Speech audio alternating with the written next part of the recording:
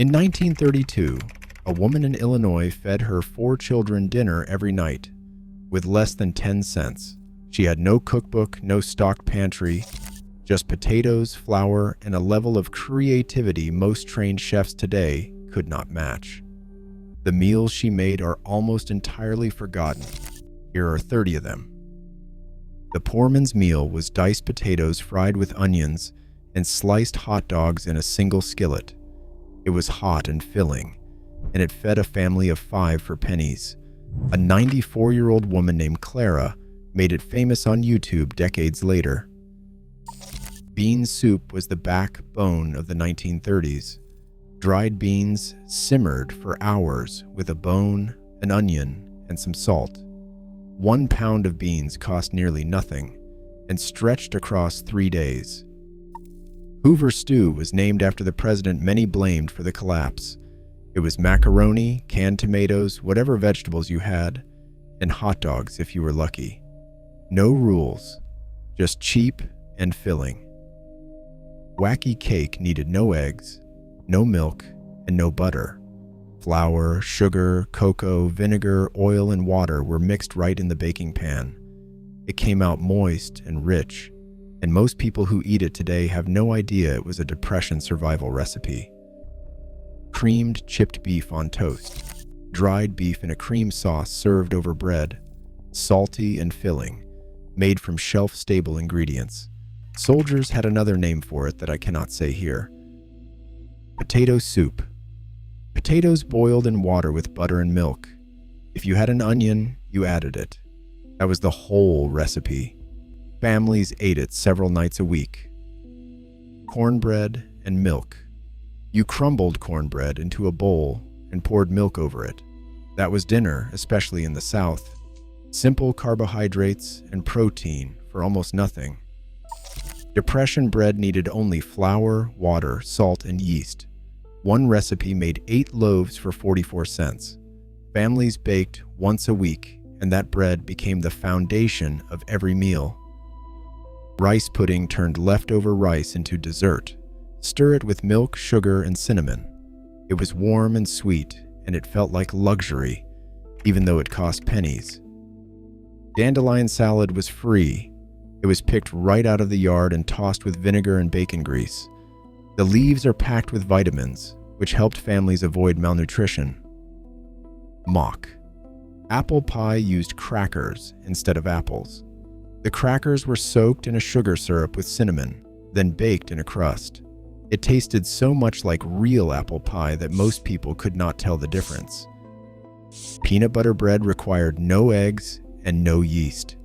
At 10 cents a pound, peanut butter was one of the cheapest proteins available. The bread was dense and lasted for days. Tomato soup cake. Canned tomato soup replaced milk in the batter, and when combined with cinnamon and nutmeg, it was moist and spiced. Poet Sylvia Plath grew up eating it. Fried mush. Cornmeal porridge was cooled, sliced, and then fried until golden. Topped with syrup or molasses, it was breakfast, lunch, or dinner depending on the day. 1. Whole chicken fed families for days. Roasted the first night, shredded into sandwiches the second, and then the bones simmered into a hearty soup with homemade noodles. 3 meals from one bird. Onion sandwiches. Raw onion between 2 slices of bread, sometimes with mayonnaise. Not elegant, but when there was nothing else, they kept hunger away. Anything loaf. Whatever leftovers you had, bread, nuts, vegetables, meat scraps, mashed together and baked in a pan. No recipe, because there were no rules. Navy bean casserole. Dried beans soaked overnight, then baked with molasses and salt pork. Hearty enough to be the only thing on the table. Sugar cream pie needed no fruit. Sugar, cream, flour, and butter baked into a custard. Indiana families still call it Hoosier pie. Ketchup sandwiches, just bread and ketchup. Children ate them without complaint because there was nothing else.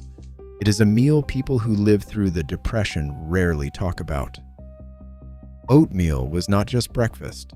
Morning porridge, then leftover oatmeal fried for lunch, then mixed into ground beef to double the meatloaf for dinner. One bag fed a family all week. EGG drop soup, boiling water, a beaten egg, a pinch of salt. A hot, protein-rich meal in under 2 minutes when the pantry was truly empty. Baked apples replaced pie when flour for a crust was too expensive.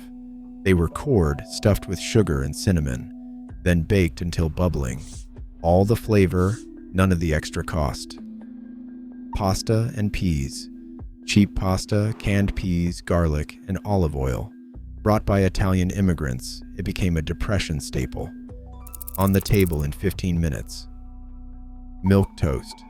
Toasted bread in a bowl, a pat of butter, warm milk poured over it. Mothers gave it to sick children. During the Depression, it became a regular dinner. Lard sandwiches. Bread spread with lard and sprinkled with salt. They provided calories when there was genuinely nothing else. Families who survived on this did not romanticize the Depression. Al Capone's soup kitchen in Chicago fed thousands. His beef and tomato soup with potatoes and pasta came from a 1917 Italian cookbook. Chicagoans remembered it for decades. Chipped beef gravy over biscuits. This is a variation of cream chipped beef, served over homemade biscuits instead of toast. The biscuits were cheap, and the gravy stretched dried beef into a full meal. Fried potato peel chips. After peeling potatoes, families saved the skins, fried them in fat, and sprinkled them with salt. Children treated them like a special occasion. Mustard sandwiches. Just bread and mustard, sometimes with a thin slice of onion. Another meal that existed because absolutely nothing else did. These meals were not about fine dining. They were about survival, creativity, and love. Every one was made by someone who refused to let their family go hungry.